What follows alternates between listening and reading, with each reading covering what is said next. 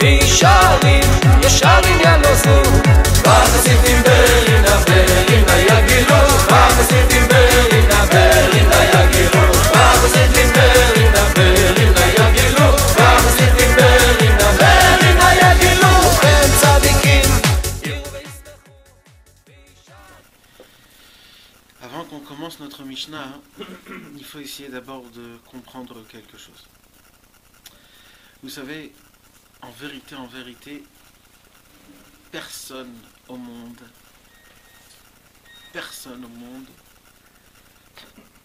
peut faire changer quelqu'un que s'il y a une seule condition. Si la personne est prête à recevoir.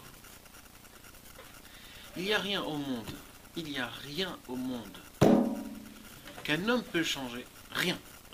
Un homme peut rester abruti toute sa vie. D'être avec des bons amis. D'avoir un bon père, une bonne mère, une bonne femme. D'avoir des bons rabbanim. D'avoir des bons enfants. Mais si la personne veut rester abruti, il restera abruti toute sa vie. Aucun livre au monde peut aider une personne. Aucun cours au monde peut aider personne si la personne ne veut pas écouter ce qu'on lui dit. Sachez mes amis, quand vous dites, quand je dis vous, c'est une façon de parler.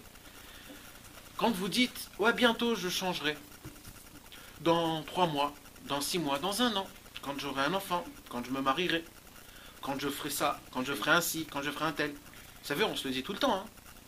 Des fois pour arrêter de fumer, ou des fois pour arrêter de voir des films, ou d'arrêter de jouer aux cartes. On se dit, ouais, dans 1 an, plus tard, ça va venir. Quand je vais me marier, je vais arrêter.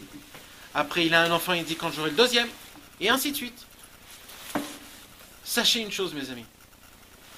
Le seul plus grand cadeau, la seule charité véritable, la seule charité véritable qu'un homme peut faire avec son prochain, c'est quand son prochain est prêt à recevoir ce que ton ami t'a dit.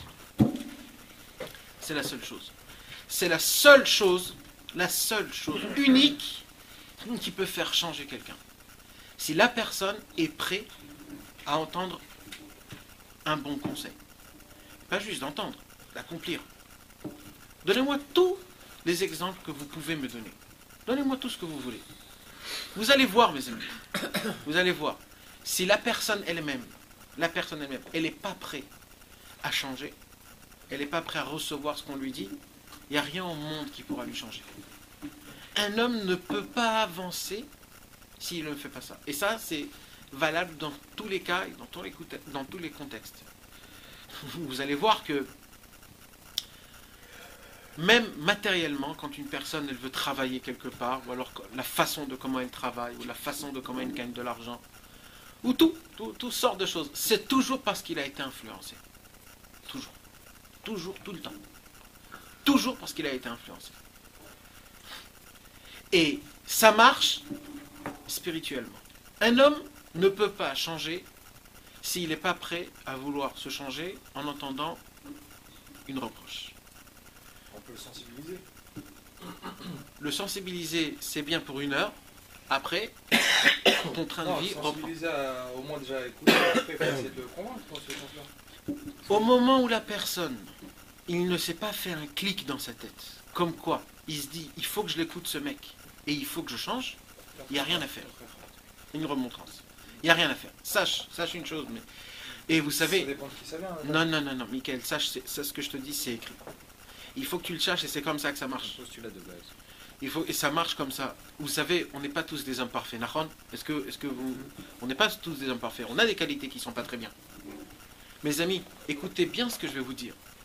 Sachez, il y aura rien au monde qui va nous changer. Rien. Le plus grand événement qui puisse exister, peut-être ça va te changer pour 1 jour, 2 jours, 1 mois, 1 an, mais après le mec il retombe.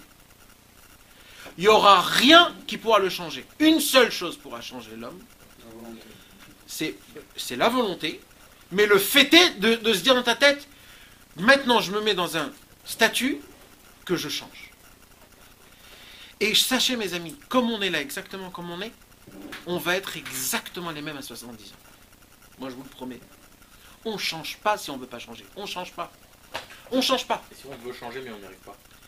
Alors, déjà c'est quelque chose. Déjà c'est un grand pas. Non, déjà c'est un très grand pas. T'as déjà mis un pied dedans. Tu es pas réfractaire, toi. Tu veux changer. Donc tu es déjà touché. Au moment où tu veux changer, tu es déjà touché. Donc il y a des possibilités que tu pourras changer. Ça va prendre beaucoup de temps. Parce que si un homme il se prend pas à soi-même, s'il se prend pas en main, ça va prendre du temps. Ça va prendre des années même. Et sachez mes amis, sachez, c'est important ce que je vous dis, Béhémet. Pourquoi je vous dis tout ça? Parce qu'en fait c'est la clé de tout. On peut venir ici tous les soirs parler, dire des belles choses. On fait quoi? On fait un éveillement, on se réveille tous ensemble. On parle de quelque chose, on se réveille. Mais c'est bien pour 1 heure, 2 heures, 3 heures. 2 jours. Pour 2 jours. Pour une... C'est pour ça qu'il fait encore tous les 2 jours. C'est bien. Donc après, qu'est-ce qui se passe? Le mec, il a... Jeudi soir, tout le monde essaie.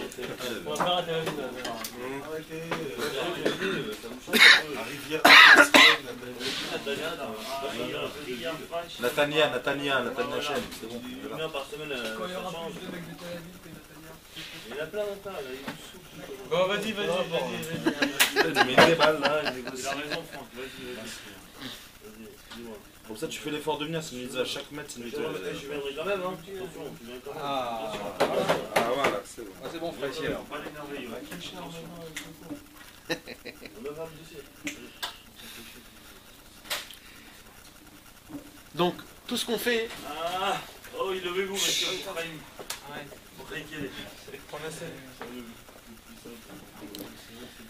Donc, mes amis, c'est bien tout ce qu'on fait. Pourquoi? Parce qu'on se réveille un peu. On ne se laisse pas s'endormir par le Yetzirah. Je vais dire même un mot qui est un peu plus... On ne se laisse pas violer, Baruch Hashem, au moins pendant 2-3 heures dans la semaine. Et je suis sûr que vous faites encore des autres cours, donc plusieurs Baruch Hashem. Donc c'est pas juste, c'est Baruch Hashem. Mais sachez une chose, au moment où dans notre tête, on ne s'est pas dit que j'y vais pour changer, je dis pas que ça sert à rien, mais je peux vous dire une chose, le temps ne va pas guérir les plaies. Le temps ne va pas... Vous savez ce qu'il va faire le temps? Il va endormir la plaie. Il va l'endormir. Il ne va pas la guérir. C'est un pidgam. Comment on dit un pidgam? Gêne. Non. Il est là. Un quoi? Un pidgam, un... Quelque chose qui calme, c'est ça? Non, un pidgam, c'est un mot qu'on dit à une... Quoi? On dit Pidgam. Igam, je sais pas comment on dit. Pidgam, c'est des habitudes, pas des poèmes, pas des poètes, des... Un dicton. Un dicton. C'est un dicton français quand on dit que le temps guérit la plaie. C'est un dicton qui est français. C'est Amalek, c'est pas français, c'est Amalek. C'est un rapport avec l'oubli. On dit heureusement que Hachem il a créé l'oubli, on pourra mourir. C'est un rapport avec ça, non? Non, mais ça c'est vrai. Mis à part, ça c'est vrai, parce que s'il n'y aurait pas l'oubli, ça c'est vrai. Un proverbe, exact. C'est un proverbe qui appartient à Amalek, mes amis. Le vrai proverbe, vous savez, c'est lequel? C'est que le temps fait oublier, endormir la plaie. Maintenant, la plaie, ça se peut qu'elle ne te fait pas mal, mais elle est là. Tu es toujours malade. C'est quand même un proverbe, l'argent fait pas le bonheur. C'est une banane aussi. Ouais, c'est des bananes, c'est tous des bananes, exactement.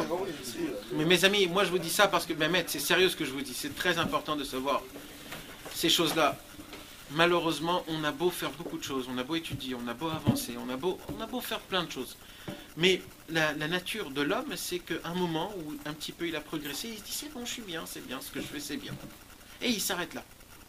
On n'a pas le droit, un jour Rabbi Nachman de Breslev il a dit comme ça, on n'a pas le droit de laisser Akadosh Baruch Hu sans rien faire, entre guillemets. Ça veut dire quoi? Il faut toujours l'embêter par des prières et par des demandes. Tout le temps. Tout le temps. Il faut pas lui laisser de répit. Non, il ne faut pas le laisser. Caviarol, tout ça c'est un caviarol, si on peut le dire. C'est pour vous expliquer. Mais ça veut dire qu'il ne faut pas laisser une seule seconde à Kadosh Baruch Hu Béchek. On n'a pas le droit. Il faut tout le temps faire, tout le temps combattre, tout le temps faire quelque chose. Et la majorité des choses, mes amis, vous savez, il y a des gens qui viennent entendre des cours. Il y a plusieurs personnes. Chacun il a sa raison pourquoi il vient entendre des cours. Il y a une des raisons pour que quelqu'un il vient entendre des cours, c'est quoi? Pour apprendre des choses nouvelles. Vous savez, mes amis, moi, mon but à moi de venir ici, c'est pas pour vous apprendre des choses nouvelles. C'est aussi pour vous apprendre des choses nouvelles, mais c'est pas pour vous apprendre des choses nouvelles. C'est pour vous rappeler ce qui est connu. Pour vous faire revivre ce que vous avez fait endormi. C'est pour ça. Le Rabbi Moshe Chaim Luzzatto, vous avez entendu parler de Rabbi Moshe Chaim Luzzatto, le Ramchal? Il a écrit un livre qui est très très important. Il s'appelle Mesilat Yesharim. Mesilat Yesharim, comment on dit en français? Les sentiers de la rectitude. La voie des justes. Les sentiers de la rectitude. Et vous savez ce qu'il a dit au tout début de son livre? Maintenant, son livre, il a été écrit, mes amis. C'est son livre a été écrit, c'est le dernier livre de sa vie. Ça veut dire que c'est un des livres les plus importants de sa vie en entière. Il est très dur, d'accord? Non, mais c'est la Técharim. C'est le dernier livre de sa vie en entière. Et dedans, tout est inclus des secrets de Kabbalah. Nous, on croit que c'est un livre de Moussa. On lit des belles choses, la pudeur, la justice. Des choses. Nous, on croit que c'est juste des qualités comme ça, mais en vérité, c'est des secrets de la Kabbalah. Et vous savez ce qu'il a écrit au tout début? À l'Agdama, les premières lettres de son livre, c'est quoi? Il a dit, j'écris mon livre, pas pour vous apprendre des choses. J'écris des livres pour vous rappeler ce que vous avez fait endormi en vous. Notre problème, mes amis, c'est que le temps, quand on n'est pas actif à quelque chose, on l'oublie. On le case quelque part dans une case dans notre tête, et on le laisse.